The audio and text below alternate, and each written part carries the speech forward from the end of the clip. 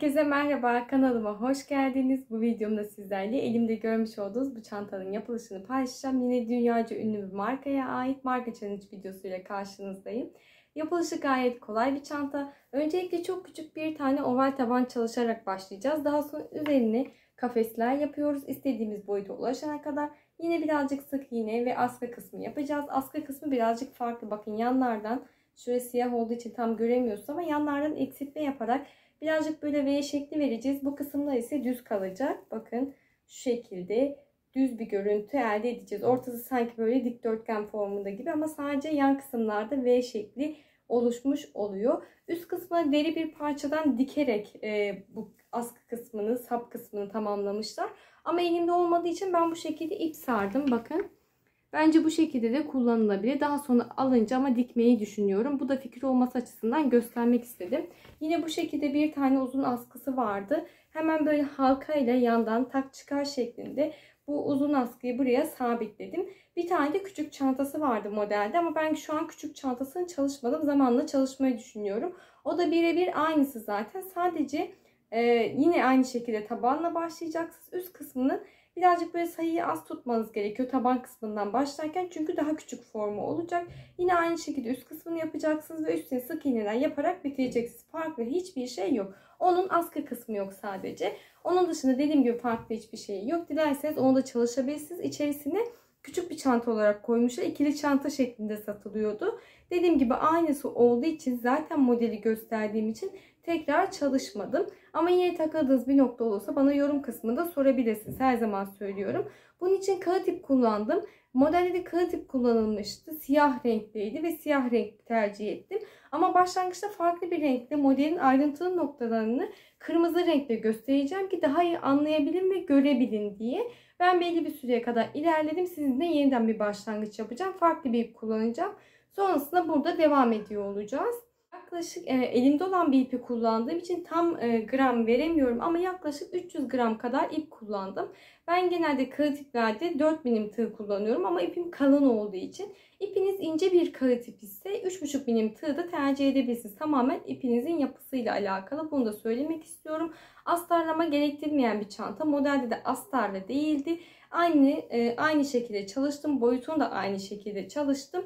Dediğim gibi aklınıza takılan bir şey olursa bana yorum kısmında sorabilirsiniz. Videomu beğenmeyi, yorum yapmayı ve kanalıma abone olmayı unutmayın lütfen. Düşünceleriniz benim için oldukça önemli. Instagram'da takip etmiyorsanız açıklama kısmına link bırakıyorum. Tıklayıp takip edebilirsiniz. Şimdi beraber yapılışına geçelim. Öncelikle ben modelimin belli bir kısmına kadar ilerledim. Şimdi sizinle yeniden bir başlangıç yapacağız ve açık bir renk kullanacağım daha iyi görebilmeniz için. Ama şu şekilde kısaca göstermek istiyorum. Modelde ölçüsünü incelediğimizde 37 santim uzunluğundaydı, genişliğindeydi pardon. Benim örgüm ise 35 santim. Bakın şöyle düzelttiğimde 35 santim uzunluğunda. Bu tabandaki sayımla alakalı. Ben 46 zincir çektim. Dilerseniz çift sayı olarak, yani bunu 48 yapabilirsiniz, 50 yapabilirsiniz ya da daha kısa da yapabilirsiniz. Tamamen tercihinize kalmış bir şey. Ama ben 46 zincir üzerine ilerleme yaptım ve size de o şekilde göstereceğim. Şimdi ben kaçıncı sıramdayım? 2, 4, 6, 8, 10. 14 sıra boyunca bu şekilde kafesler gidiyoruz. Şu an 10. sıramdayım. Üzerine 4 sıra daha ilave edeceğim. Sizinle yeniden bir başlangıç yapacağız. İki çantamız içinde tabanı aynı olacak.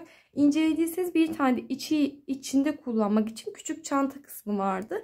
Yine aynı şekilde başlangıç yapabilirsiniz. Şimdi bunun için koton bir iple başlangıç yapacağım. Dediğim gibi siyah tam net olarak göremediğiniz için o yüzden koton bir iple, yani kırmızı bir renkle başlangıç yapacağım ki daha iyi görebilin diye. Şimdi zincir çekerek başlangıcımızı yapıyoruz. 1, 2. Şimdi bahsettiğim gibi 46 adet zincirimi çektim. 46. zinciri parmağımla tutuyorum. Bir tane zincir çektim fazladan ve tekrardan 46. zincirin içerisinden tığımı geçirdim. İpimi çekip bir tane sık iğnemi yaparak başlangıcımı yapıyorum. Yandaki zincirden tığımı geçirdim. İpimi çektim. Sık iğnemi yapıyorum. Yandaki zincirden tığımı geçirdim. İpimi çekip sık iğnemi yapıyorum.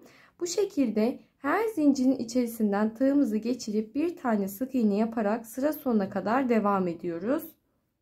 Şimdi size bahsettiğim gibi sıra sonuna kadar her zincirin içerisine bir tane sık iğne yaparak ilerledim. Sondaki birinci zincir çekerek yaptığımız noktamız var. Başlangıç noktamız. Tığımı geçiriyorum. İçerisinden ipimi tek seferde çekerek bir tane sık iğnemi yaptım. Aynı boşluğun içerisine tekrar tığımı geçirdim. İpimi çekiyorum. Bir tane daha sık iğne yaptım. Bir kez daha aynı noktaya battım. İpimi tek seferde çekerek sık iğnemi yaptım. Bakın bu şekilde bir dönüş sağlamış olduk. Yani sondaki bir zincir çekerek başladığımız noktaya 3 tane sık iğne yapıp dönüşümüzü sağladık. Daha sonra diğer sık iğnenin karşısındaki zincire tığımı geçirdim. İpimi tek seferde çekerek sık iğnemi yapıyorum. Yandaki zincirden tığımı geçirdim. Sık iğnemi yapıyorum. Bakın bu şekilde. Sıra sonuna kadar her zincire bir tane sık iğne yaparak devam ediyoruz. Son zincirimin olduğu kısma kadar ilerledim. Burası bizim bir zincir çekip hemen sık iğne yaptığımız nokta. Zincir çekerek başlangıç yaptığımız nokta ve son boşluğumuz. Tekrardan buradan tığımı geçirdim. İpimi çekip tek seferde çekerek bir tane sık iğnemi yaptım. Aynı boşluğa bir kez daha batıp 2 tane sık iğne yapıyorum. Sondaki boşluğumuzda 2 tane sık iğne yapıyoruz. Daha sonra hemen yandaki boşluktan tığımı geçirdim. İpimi çekip ilmeğimi içerisinden geçirerek ilmek yürütmemi yaptım ve sıramı tamamlıyorum. Bir tane zincir çektim. Hemen dibindeki boşluktan tığımı geçiriyorum. Tek seferde çekerek sık iğne yaptım. Buraya bir tane ilmek belirleyici takıyoruz. Burası bizim başlangıç noktamız. Bir zincir çektiğim nokta her sırada benim başlangıç noktam olarak devam edecek. Bakın burayı unutmamak için bir tane ilmek belirleyici taktım. Daha sonra yandaki boşluğa bir tane sık iğne yapmıştım. Tekrar aynı boşluktan tığımı geçirdim. İpimi tek seferde çekerek sık iğnemi yapıyorum. Çift sık iğne yaparak başlangıcımızı yapmış olduk. Zincirin hemen dibindeki boşluğa. Daha sonra yandaki boşluğa atladım. Bir tane tek sık iğne. Yandaki boşluğa atladım. Bir tane tek sık iğne yaptım. Bu şekilde şuradaki sıra sonuna kadar her boşluğa bir tane sık iğne yaparak devam ediyoruz. Size bahsettiğim gibi sıra sonuna kadar ilerledim. Bakın burada sonda tepe noktamda 1, 2, 3 tane boşluğum var. Burası bizim bir alt sırada 3 tane sık iğne battığımız nokta. Bakın birinci boşluğum 2 ve 3 zaten tepede belli oluyor. Hemen birinci boşluktan tığımı geçirdim. İpimi çekiyorum, bir tane sık iğne. Tekrar aynı boşluğa batıp bir tane daha sık iğne yapıyorum. Yani çift sık iğnemizle başladık. Tepe noktamdaki boşluktan tığımı geçirdim. 1, tekrar aynı noktaya battım. 2 tane sık iğnemi yaptım. Daha sonra yandaki boşluğa geliyorum. Bir kez daha aynı boşluğa battım. 2 tane sık iğne yaparak toplamda 2, 4, 6 tane sık iğne yaparak dönüşümüzü sağlamış olduk. Bir alt sırada 3 tane sık iğne yaptığımız noktaya 6 tane sık iğne yaparak arttırmamızı yapıp ve dönüşümüzü sağlıyoruz. Daha sonra yandaki boşluğa batıyorum. Bir tane sık iğne. Yandaki boşluğa batıp bir tane tek sık iğne yapıyorum. Bu şekilde sıra sonuna kadar her boşluğa bir tane sık iğne yapıyoruz. Şimdi sonda 2 tane boşluğum kalana kadar ilerledim. Bakın bir tane boşluğum var. Bu alttaki çift battığım noktanın tepesi oluyor. 2 tane sık iğne yapıp ilmek yürütme yaparak sıramızı tamamlamıştık ya. Çift sık iğne battığım noktasında bir tane boşluğum var ve yanında ilmek yürütme yapmış olduğum boşluğum var. Yani 2 tane boşluk olarak kabul ediyoruz. Şimdi çift sık iğne battığım noktanın tepesinden tığımı geçirdim. Tekrar aynı boşluğa battım. 2 tane sık iğne yaptım. İlmek yürütme yaparak sıramı tamamladığım noktadan tığımı geçiriyorum. Tekrar aynı noktaya battım. 2 tane sık iğne yapıyorum. Şimdi burada 2, 4 tane sık iğne yapmıştık. Bir de başlangıçta hani bir tane zincir çekip hemen dibine 2 tane sık iğne yapmıştık ya, onunla beraber 2, 4, 6 tane sık iğne yapmış olduk.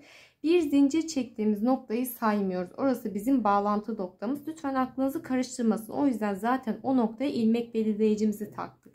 Şimdi ilmek belirleyicimi çıkardım. Bu tarafta da 6 tane sık iğne yapmıştık. Burada da 6 tane sık iğneye ulaşmış olduk. Şimdi ilmek belirleyicisini çıkarttığım noktadan tığımı geçirdim. İpimi çekip ilmeğimi içerisinden geçirerek ilmek yürütmemi yaptım. Bir tane zincirimi çektim. Hemen Hemen dibindeki boşluktan tığımı geçirip bir tane sık iğnemi yaptım. Bu sırada bir tane tek sık iğne yaparak başlangıcımızı yaptık. Yandaki boşluğa atlıyorum. 1, tekrar aynı noktaya batıyorum. 2 tane sık iğnemi yapıyorum. Bir tane tek, bir tane çift sık iğne yaptım. Burası bizim bir alt sırada 2 tane battığımız, 2 tane sık iğne yaptığımız noktanın tepesine çift sık iğne yaptım. Daha sonrasında arttırma yapmayacağız. Her boşluğa bir tane tek sık iğne yaparak diğer kenar kısmına kadar devam ediyorum. Şimdi diğer kenar kısmıma kadar ilerledim. Burada birinci arttırma yaptığım noktaya kadar her boşluğa bir tane sık iğne yaptım. İlk arttırma yaptığım noktanın tepesinden tığımı geçiriyorum. İpimi tek seferde çekip bir tane sık iğne ve aynı boşluğa dönüp bir tane daha sık iğne yaparak çift sık iğne ile başlangıcımızı yapmış olduk. Yandaki boşluğa atlıyorum. Bir tane tek sık iğne. Yandaki boşluğa atlıyorum. Bir. Tekrar aynı boşluğa battım. 2 tane sık iğne yaptım. Yandaki boşluğa atladım. Bir tane tek sık iğne. Yandaki boşluğa geliyorum. 1, 2 tane batarak son çift sık iğnemi yapmış oldum. Altta da son çift sık iğnemizin olduğu tepe noktasına çift sık iğne yaparak sıramı, dönüşümü sağlamış oldum. Ve sıra sonunda 2, 3, 4, 5, 6, 7, 8 tane sık iğneye ulaşmış olduk. Devamında her boşluğa bir tane sık iğne yapıyoruz. Şimdi diğer kenar kısmına kadar ilerledim. İlk çift sık iğne yaptığımızın tepe noktasındayım. Tığımı geçirdim, ipimi çekip bir, tekrar aynı boşluğa battım. 2 tane sık iğne yaparak başlangıcımızı yaptık. Yandaki boşluktan tığımı geçiriyorum. Bir tane tek sık iğne. Yandaki boşluğa geliyorum. Bir kez daha aynı noktaya döndüm. 2 tane sık iğne yaparak çift sık iğnemi yaptım. Başlangıçta da bir tane tek sık iğne yaparak başlangıcımızı yapmıştık. Bu sırada ilmek yürütme yaptığımız noktaya batma yapmıyoruz. Ve saydığımda 2, 3, 4, 5, 6, 7, 8 tane sık iğneye ulaşmış olduk. Aynı diğer kenar kısmında 8 tane sık iğneye ulaşmış olduğumuz gibi. Birinci boşluktan tığımı geçirdim. İpimi çekip ilmeğimi içerisinden geçirerek ilmek yürütmemi yapıyorum. 1, 2, 3 tane zincir çektim. Tığım üzerine ipimi bir kez aldım. Hemen yandaki boşluktan tığımı geçirip bir tane ikili trabzan yaparak başlangıcımı yapıyorum. Taban kısmımızı bu şekilde tamamlamış olduk. 3 sıra gittik. Modeli incelediğimizde zaten böyle çok minik kısa bir taban kısmı gözüküyor. Saydığımda da 3 sıra gidilmiş olarak gördüm ve ben de bu şekilde 3 sıra boyunca devam ettim. Daha sonra üst gövde kısmımızın başlangıcını 3 zincir çekip yanındaki boşluğa batıp bir tane ikili trabzan yaparak başlangıcımızı yaptık. 1, 2 tane zincir çektim. Tığım üzerine ipimi bir kez aldım. 1, 2 tane sık iğne atlıyorum. Yanındaki boşluktan tığımı geçirdim. 1, 2 seferde çekerek bir tane ikili trabzan yaptım. Tığım üzerine ipimi bir kez aldım. Yandaki boşluğa atlıyorum ve bir tane daha ikili trabzan yapıyorum. 1, 2 tane zincir çektim. Tığım üzerine ipimi bir kez aldım. 1, 2 tane sık iğne atlıyorum. Yanındaki boşluktan tığımı geçiriyorum. Bir tane ikili trabzan yaptım. Tığım üzerine ipimi bir kez alıp yandaki boşluğa atladım ve bir tane daha ikili trabzan yaptım. 1, 2 tane zincir çektim. Tığım üzerine ipimi bir kez aldım. 1, 2 tane sık iğne atlıyorum. Yandaki boşluktan tığımı geçirip bir tane ikili trabzan yapıyorum. Tığım üzerine ipimi bir kez aldım. Yandaki boşluktan tığımı geçirdim ve bir tane daha ikili trabzan yapıyorum. 1, 2 zincir çektim. Tığım üzerine ipimi bir kez aldım. 1, 2 tane sık iğne atlıyorum. Yandaki boşluktan tığımı geçirdim ve bir tane ikili trabzan yaptım. Tığım üzerine ipimi bir kez aldım. Yandaki boşluğa atlıyorum ve bir tane daha ikili trabzan yapıyorum. 1, 2 tane zincirimi çektim. Tığım üzerine ipimi bir kez aldım. 1, 2 tane sık iğne atlıyorum. Yandaki boşluktan tığımı geçirip bir tane sık iğne, bir tane ikili trabzan yaptım. Tığım üzerine ipimi bir kez aldım. Yandaki boşluğa atlıyorum ve bir tane daha ikili trabzan yapıyorum. Sıra sonuna kadar, yani başlangıç noktamıza kadar hep bu şekilde devam ediyoruz. Sonuna geldiğimde benim bir tane sık iğnem kaldı. 2 tane zincirimi çektim. Hemen bakın 1, 2, 3. zincirimin tepesinden tığımı geçirdim. Şöyle üçüncü zincirimi tepesinden tığımı geçirdim. İpimi çekip ilmeğimi içerisinden geçirerek ilmek yürütmemi yapıp sıramı tamamlıyorum. Daha sonra bir tane zincir çektim. Hemen dibindeki boşluğa bakın, zincir çektiğim noktanın hemen dibindeki boşluğa, yani üçüncü zincirimizin tepe noktasından tığımı geçiriyorum ve bir tane sık iğnemi yaptım. Yandaki boşluktan tığımı geçirdim. İpimi tek seferde çekerek bir tane sık iğnemi yaptım. Orta boşluk kısmına geliyoruz. Bir kez daha batıyorum. 2 tane sık iğne yapıyoruz. İkili trabzanın tepesine batıyorum. Bir tane sık iğne. Yandaki ikili trabzanın tepesinden tığımı geçirdim. Bir tane sık iğne yaptım.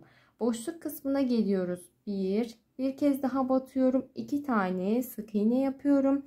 İkili trabzanın tepesinden tığımı geçirdim. Bir tane sık iğne, yandaki ikili trabzanın tepesinden tığımı geçirip bir tane sık iğne yapıyorum. Boşluk kısmına geliyoruz. Tekrar aynı boşluğa battım. 2 tane sık iğne yapıyorum. İkili trabzanın tepesinden tığımı geçirdim. Bir tane sık iğne, yandaki ikili trabzanın tepesinden tığımı geçirip bir tane sık iğne yapıyorum. Boşluk kısmına geldiğimizde ise 2 tane sık iğne yapıyoruz. Sıra sonuna kadar hep bu şekilde ilerleyip geliyorum. Son boşluğuma 2 tane sık iğnemi yaptım. Hemen birinci boşluğumdan tığımı geçirdim. İpimi çekip ilmek yürütmemi yapıyorum. Daha sonrasında 1, 2, 3 tane zincir çektim. Tığım üzerine ipimi bir kez aldım. Hemen yandaki boşluktan tığımı geçirdim. 1-2 seferde çekerek bir tane ikili trabzan yaptım. Zincirle beraber 2 tane ikili trabzan yapmış olduk. 1-2 tane zincir çekiyorum. Tığım üzerine ipimi bir kez aldım. Hemen bakın buradaki ikili trabzanın tepe noktasında, tepe boşluk kısmından tığımızı geçiriyoruz. 2 seferde çekerek ikili trabzanımızı yaptık. Tığım üzerine ipimi bir kez aldım. Yandaki boşluğa batıyorum. Ve bir tane daha ikili trabzan yapıyorum. Bakın hemen üstündeki boşluğa batıyoruz. 2 tane ikili trabzan yaptık. 1-2 zincir çektim. Tığım üzerine ipimi bir kez aldım. Hemen ikili trabzanın üstündeki boşluğa batıyorum. Ve 1-2 seferde çekerek ikili trabzanımı yaptım. Tığım üzerine ipimi bir kez aldım. Yandaki boşluğa atlıyorum. Ve bir tane daha ikili trabzanımı yapıyorum. 1-2 zincir çektim. Tığım üzerine ipimi bir kez aldım. Hemen bakın buradaki ikili trabzanın üstündeki eşit gelen kısımdaki boşluğa batıp bir tane ikili trabzan yaptım. Tığım üzerine ipimi bir kez aldım.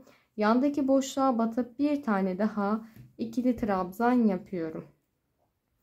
1-2 tane zincir çektim. Tığım üzerine ipimi bir kez aldım. Hemen ikili trabzanın tepesindeki boşluğa batıyorum. 1-2 seferde çekerek ikili trabzan yaptım. Tığım üzerine ipimi bir kez aldım. Yandaki boşluğa batıp bir tane daha ikili trabzan yapıyorum. 1-2 zincir çektim şeklinde hep devam ediyoruz. Modelimiz bundan ibaret. Sıra sonuna kadar hep aynı şekilde ilerleyip geliyorum. Şimdi sıra sonuna kadar geldim. Son ikili trabzanın tepesinde ikili trabzanımı yaptım. 2 tane zincirimi çektim. 1-2 3. zincirimin tepesinden tığımı geçiriyorum. İpimi çektim. İlmeğimi içerisinden geçirerek ilmek yürütmemi yapıyorum. Bir tane zincir çektim. Hemen aynı boşluğun içerisine dönüyorum ve tek seferde çekerek bir tane sık iğnemi yaptım. Yandaki boşluktan, yani ikili trabzanın tepesinden tığımı geçirip bir tane sık iğnemi yaptım. Orta boşluk kısmına geldiğimde 1-2 tane sık iğne yapıyorum. İkili trabzanın tepesinden tığımı geçirdim. Tek seferde çekerek sık iğnemi yaptım. Yandaki ikili trabzanın tepesine batıp bir tane sık iğne yapıyorum. Boşluk kısmına geldiğimde ise 1-2 tane sık iğnemi yaptım. Yandaki ikili trabzanın tepesine geldim. Bir tane sık iğne, yandaki ikili trabzanın tepesine gelip bir tane sık iğne yaptım. Yandaki boşluk kısmına geldiğimde 2 tane sık iğne yapacağım. Aynı bir alt sırada yaptığımız gibi. Modelimiz bundan ibaret. Hep bu şekilde ilerleme yapacağız. Ta ki istediğimiz boyuta ulaşana kadar. Az önce başlangıçta gösterdiğim gibi bakın bu şekilde. Şu an ben 10. sıramdayım. Modeli saydığımda 14 sıra boyunca yapılmıştı. Üzerine 4 sıra daha gideceğim. Devamında artık burada devam edeceğiz. Ben daha iyi görebilmeniz için farklı bir ip, açık bir renkle başlangıç yapmak istedim. Sizin için yeniden bir başlangıç yaptım. Bunu ilerletip geliyorum şimdi.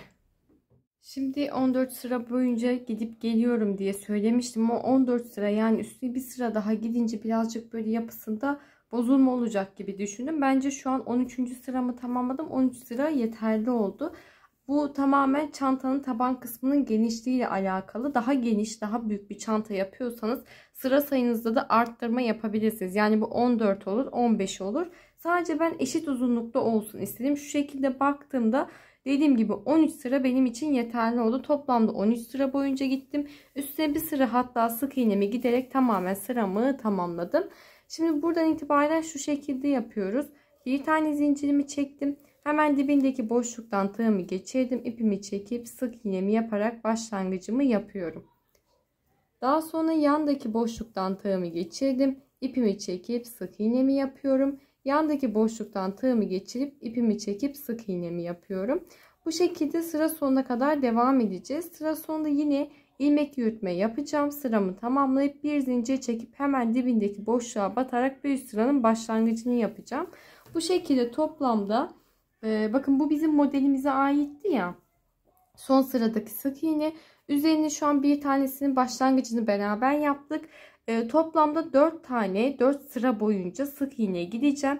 Yani bu başlangıçta yaptığım sık iğnemle beraber bu üst kısmında 5 sıra boyunca sık iğne gitmiş olacağız. Şimdi ben 4 sıra daha ilerleyip geliyorum. Şimdi 5. sıramın sonuna kadar geldim. Son boşluğuma sık iğnemi yaptım. Birinci sık iğnemin içerisinden tığımı geçirdim. İpimi çekip ilmek yürütmemi yapıyorum. Bir tane zincirimi çekip ipimi kesiyorum. Bu noktada artık sıramızı tamamlamış olduk. Şimdi askı kısımlarının başlangıcını yapacağız. Onun için de bakın buraya ilmek belirleyicileri taktım. İki taraf içinde aynı şekilde tam orta kısmını ayarladım. Şu şekilde yaptım. Yani benim ölçüme göre ayarlama yaptığımda ortada 1, 2, 3, 4, 5, 6 tane bakın kutucuğum var, boşluk. Şöyle göstereyim. 1, 2, 3, 4, 5, 6 tane kutucuk ortada bıraktım. Hemen bakın buradaki kutucuğun sonuna kadar gelen sık iğnenin içerisine geçiriyorum ilmek belirleyicimi. Burada da aynı şekilde buraya ilmek belirleyicimi taktım. Yani burada önemli olan kısım benim ne kadar kutucuk boşluk bıraktığım değil. Sizin çantanızın işte kaç tane kutucuğunuz varsa tam orta kısmını ayarlamanız. Yani bu tarafta bıraktığınız boşluk veya sık iğne kadar bu tarafta da eşit bırakıyor olmanız gerekiyor ki askı kısımları aynı şekilde olsun. Önemli olan kısmı burası. Dediğim gibi ortada da 3, 6, 7 tane kutucuk bıraktım. Daha sonrasında ilmek belirleyicimizi taktığımız kısım bakın böyle yatay şekilde değil de normal yan kısmından başlangıç yapacağız. Şu şekilde ya. Bakın şöyle açıyoruz. Şimdi buradan başlangıcımızı yapacağız. Dediğim gibi sık iğne sayınızın eşit olması gerekiyor bu noktada. Şimdi bir tane zincir çekerek başlangıcımı yapıyorum. Hemen bu ilmek belirleyicimin olduğu noktadan başlayacağım. Bunu çıkartıyorum. Boşluktan tığımı geçirdim. İpimi çektim ve sık iğnemi yaparak başlangıcımı yaptım. Yandaki boşluktan tığımı geçirdim. İpimi çekip sık iğnemi yapıyorum. Ta ki buradaki ilmek belirleyicimizin olduğu yere kadar her boşluğa bir tane sık iğne yaparak devam ediyoruz. Şimdi diğer tarafta ilmek belirleyicimin olduğu kısma kadar ilerledim. Bakın burada ilmek belirleyicimizi çıkartıyoruz. Son boşluğuma da bir tane sık iğnemi yaparak sıramızı tamamlamış olduk. Burada başlamıştım. Buradaki ilmek belirleyicime kadar ilerledim bakın. Daha sonra arka kısmına örgümüzün, çantamızın iç kısmına dönüş sağlıyoruz. Bir tane zincirimi çektim. Hemen dibindeki zincir çektiğim boşluğun içerisine tekrardan batıyoruz ve bir tane sık iğnemizi yapıyoruz. Yandaki boşluktan tığımızı geçirdik. İpimizi çekip bir tane sık iğnemizi yapıyoruz. Yandaki boşluğa atlayıp bir tane sık iğnemi yapıyorum. Bu şekilde her boşluğa bir tane sık iğne yaparak devam ediyorum sıra sonuna kadar. Sıra sonunda ise yine bakın şuradaki başlangıç noktama kadar ilerleyeceğim. Hemen sıramı tamamlayıp geliyorum. Sıra sonuna kadar ilerledim. Burada bakın son boşluğum var. Son boşluğumdan tığımı geçirip sık iğnemi yaparak sıramı tamamlıyorum. Daha sonrasında örgümüzün ön kısmını, çantamızın ön kısmını çeviriyoruz. Bir tane zincir çektim. Hemen dibindeki boşluktan tığımı geçirip ipimi çekip sık iğnemi yapıyorum. Daha sonra yandaki boşluğa atladım. Bir tane tek sık iğne, yandaki boşluğa atladım. Bir tane sık iğne yapıyorum. Bu şekilde sıra sonuna kadar her boşluğa bir tane sık iğne yaparak devam edeceğiz. Sıra sonuna geldiğimizde örgümüzün iç kısmını çevireceğiz. Bir tane zincir çekip hemen dibindeki boşluğa bir tane sık iğne yaparak diğer sıramızın başlangıcını yapacağız. Bu şekilde git gel yapacağız. Ta ki 10 sıra boyunca devam ediyoruz. Şimdi 10 sıramı gittim. Bakın bir yandan da diğer tarafı yaptım geldim. Ben modeli anlayabilmek açısından. Burada da 10 sıra boyunca gittim geldim. Sıramızı tamamladık. İpim şu anda şu arka kısmında. Devamında beraber ilerleyeceğiz. 10. sıramızı tamamladıktan sonra şu şekilde yapıyoruz. Tam orta kısmında, bakın bu orta kısmında 3, 6, 7 tane sık iğne bırakıyoruz. Bu şekilde ikiye böldüm. İlmek belirleyicilerimi taktım. Ortada 7 tane sık iğnemiz var. Yine aynı şekilde şu tarafta gösterirsem daha iyi olacak. Burada da aynı şekilde sık iğnelerimiz var. Bir tarafımız düz ilerleyecek. Bakın bu taraflar, yani çantanın orta kol takacağımız kısımlar düz ilerleyecek. Diğer kenar kısımlar ise eksiltmeler yaparak bu şekilde yatay bir ilerleme elde edeceğiz. Önemli olan ortada tam orta kısmını belirleyip 7 tane sık iğne bırakmanız. Sağ ve sol şeklinde iki parçaya ayırmamız gerekiyor. Şimdi buradaki sayısını vermeyeceğim ben size, kaç tane sık iğnem kaldığını. Çünkü farklı olabiliyor. Daha sonra benimle aynı sık iğneyi ayarlamaya çalışıyorsunuz ve sıkıntı çekiyorsunuz. O yüzden sadece önemli olan kısım, zaten bakın bu şekilde katladığımızda burada ve arka kısmında eşit sık iğneyi ayarlayabilmek. Ortada da 6 tane sık iğne de atlayabilirsiniz. Hani ayarlamak açısından mesela burada 16 sık iğneniz varsa burada da 16 sık iğneniz olması gerekiyor. O yüzden ortadaki sayı 6 tane sık iğne de olabilir, 7 tane sık iğne de olabilir. Önemli olan buradaki ve arka taraftaki, dediğim gibi, kol kısmını eşit bir şekilde ayarlayabilmek. Ayarlamanızı yaptıktan sonra bundan sonra iki parça halinde ilerleyeceğimiz için bakın buradaki kısım boş kalacak. Diğer parçamızı daha sonra öreceğiz. Öncelikle ön parçamızı devam ediyoruz. Çünkü ilmeğim burada. Bakın buradaki şu iç kısmı düz ilerliyor. Kenar kısmı yatay şeklinde eksiltmeler yapacağız. Şimdi sıramı tamamlamıştım. 10. sıramı. Bir tane zincirimi çektim. Hemen dibindeki boşluğa batarak başlangıcımı yapıyorum. Sık iğnemi yaptım. Yandaki boşluğa atlayıp bir tane sık iğnemi yapıyorum. Yandaki boşluğa atlayıp bir tane sık iğnemi yapıyorum. Bu şekilde ilmek belirleyicimin olduğu kısma kadar devam ediyorum. Şimdi ilmek belirleyicimin öncesindeki boşluğuma da bir tane sık iğnemi yaptım. Son ilmek belirleyicimi taktığım boşluğuma da bir tane sık iğnemi yaparak sıramı tamamlıyorum. Daha sonra örgümüzün iç kısmını dönüyoruz.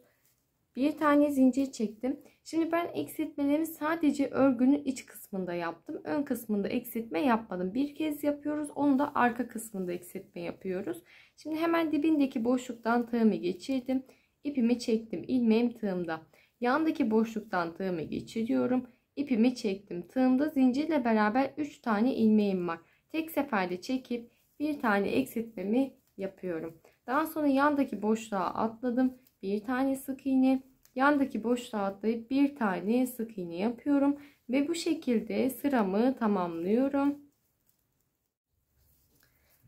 Şimdi sıra sonuna kadar ilerledim. Sıra sonunda bir tane son boşluğumuz ve bir tane zincir çekerek dönüş sağladığım noktamız var. Ben genelde şu şekilde yapıyorum. Kenar kısımdan eksiltme yapmayacaksam düz bir görüntü elde edebilmek için. Bakın burada da şu şekilde gayet güzel gözüküyor. Buradaki boşluğuma değil, yani son boşluğumun içerisine değil de bir tane zincir çekerek dönüş sağladım. Birinci zincirimin içerisinden tığımı geçiriyorum. İpimi çekip tek seferde çekerek sık iğnemi yapıyorum. Yani sondaki boşluğa değil, bir zincirimin içerisine batarak dönüş sağlıyorum. Ben genelde bu şekilde yapıyorum. Yaptığım gibi de size aktarmaya çalışıyorum. Bir tane zincirimi çektim. Hemen dibindeki boşluktan tığımı geçirdim. İpimi çekip sık iğnemi yapıyorum. Yandaki boşluğa atladım. Tek seferde çekerek sık iğnemi yaptım. Yandaki boşluğa atlayıp sık iğnemi yapıyorum ve devam ediyorum. Şimdi sıra sonuna kadar ilerledim. Bakın burada da aynı diğer tarafta bahsettiğim gibi son bir boşluğum ve bir tane zincir çekerek dönüş sağladığım nokta var. Yine bakın boşluktan değil, zincirin içerisinden tığımı geçirdim. Tek seferde çekerek sık iğnemi yapıp sıramı tamamladım. Daha sonrasında iç kısmına dönüyoruz. Bir tane zincir çektim. Hemen dibindeki boşluktan tığımı geçirdim. İpimi çekip ilmeğimi tığımda bırakıyorum. Yandaki boşluktan tığımı geçirdim. İpimi çekiyorum ve ilmeğim tığımda. Toplamda 3 tane ilmeğimiz var tığımızda. Daha sonra tek seferde çekerek eksiltmemizi yapıyoruz. Devamında her boşluğa bir tane sık iğne yaparak sıra sonuna kadar ilerleyeceğiz. Ekstra farklı bir şey yok. Sıra sonunda yine aynı şekilde bitişimizi yapıyoruz. Bir zincir çekip hemen dibindeki boşluğa batarak bir üst sıranın başlangıcını yapıyoruz. Yine sıra sonuna kadar her boşluğa bir tane sık iğne, bir zincir çekip dönüşümüzü sağlıyoruz. Dibindeki boşluğa batıyoruz. Yanındaki boşluğa batıp tek seferde çekerek eksiltmemizi yapıyoruz. Hep bu şekilde ilerleyeceğiz ta ki istediğimiz sık iğne sayısına ulaşana kadar. Ben bu kısımda 9 tane sık iğne kalana kadar eksiltme yaptım. Dediğim gibi 9 tane sık iğne kalana kadar eksiltmeme devam ettim. Tek taraflı eksiltme yapıyoruz. Dediğim gibi bunu unutmayalım. Bir tarafımız düz devam ediyor. Şimdi 9 tane sık iğneye ulaşana kadar devam ediyorum. 9 tane sık iğne kalana kadar eksiltmeme devam ettim. Şu anda 9 tane sık iğneye ulaştım. Arka kısmında eksiltmemi tamamlayarak. Bir tane zincirimi çektim. Hemen yanındaki boşluğa batarak bir üst sıranın başlangıcını yapıyorum. Daha sonrasında da her boşluğa bir tane sık iğne yaparak devam edeceğim. Artık sadece 9 sık iğne ile devam edeceğiz. Arka kısmına geldiğimizde eksiltme yapmıyoruz. Düz bir şekilde devam ediyoruz. Bakın burada göstermek istiyorum. Toplamda 17 sıra boyunca git gel yapacağız 9 sık iğne ile. Şimdi sıramı tamamlayıp geliyorum. Size bahsettiğim gibi 17 sıra boyunca git gel yaptım. Bakın bu şekilde. Düz bir şekilde ilerlemiş olduktan sonrasında bir tane zincirimizi çekiyoruz. Ve ipimizi birazcık uzun bırakıp keselim. Kestikten sonra hemen ucuna iğne takıyorum. Burada isterseniz ilmek yürütme yaparak da birleştirme yapabilirsiniz. Ben dikerek birleştirmeyi tercih ettim. Ya da yani benim gibi dikerek yapabilirsiniz. Tamamen size kalmış bir şey. İğnemizi ipimizi takalım. Daha sonra diğer askımız, bakın önde bu şekilde 2 tane askımız var. Şöyle diğer askımızda öndeki askımızı birleştireceğiz. Şöyle çevirirsem daha kolay olacak. Uç kısımlarından hemen dikmeye başlıyorum. Bakın yandaki sık iğneden, boşluktan, iğnenizi geçirebildiğiniz herhangi bir noktadan karşılıklı dikme işlemimizi yapıyoruz.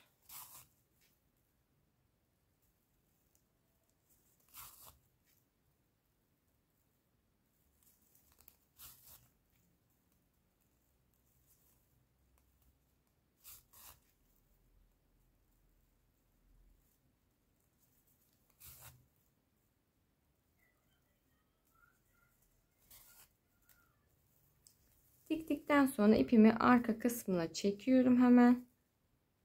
Şuradan şöyle geçirdim. Buraya düğümleyeceğim.